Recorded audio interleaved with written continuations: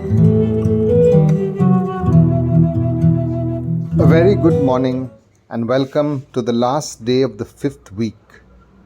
Wow, we are on the cusp of Holy Week as we triumphantly walk with Jesus tomorrow at Palm Sunday Mass. In today's Gospel reading, we witness the aftermath of Jesus raising Lazarus from the dead. It starts from a point that is after this miracle.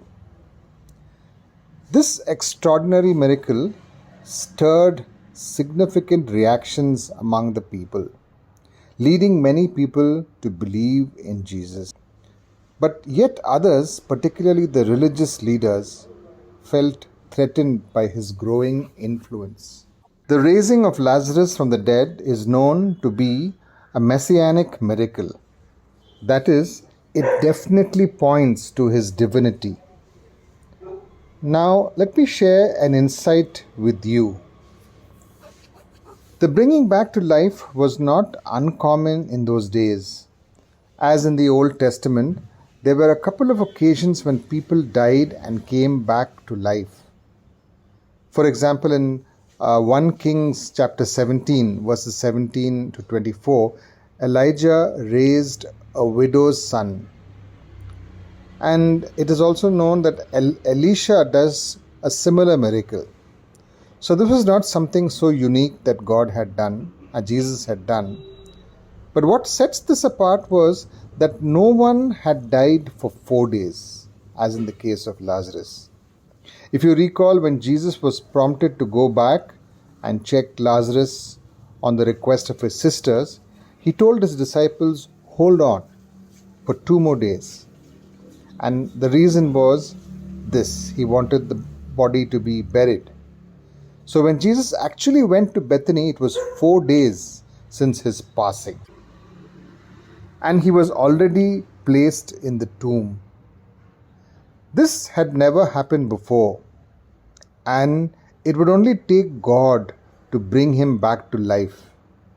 And that is the reason why many believed in this particular raising of the dead. But the chief priests and the Pharisees convened to discuss Jesus' actions.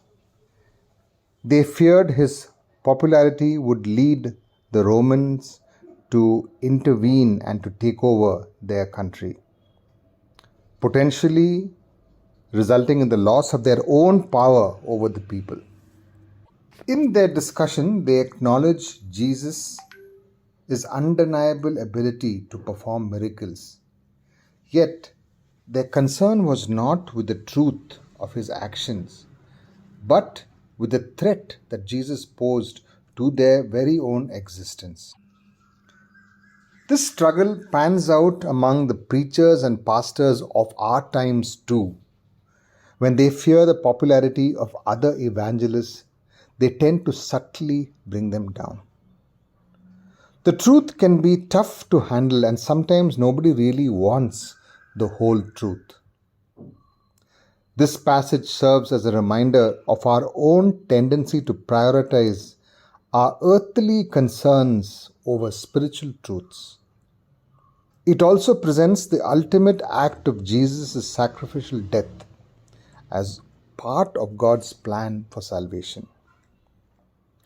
Ultimately, in the pursuit of the truth, love triumphs over sin and death.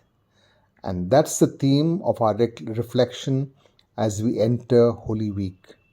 Let us focus our thoughts and our minds and our bodies upon the impending death and resurrection of Jesus in the coming week.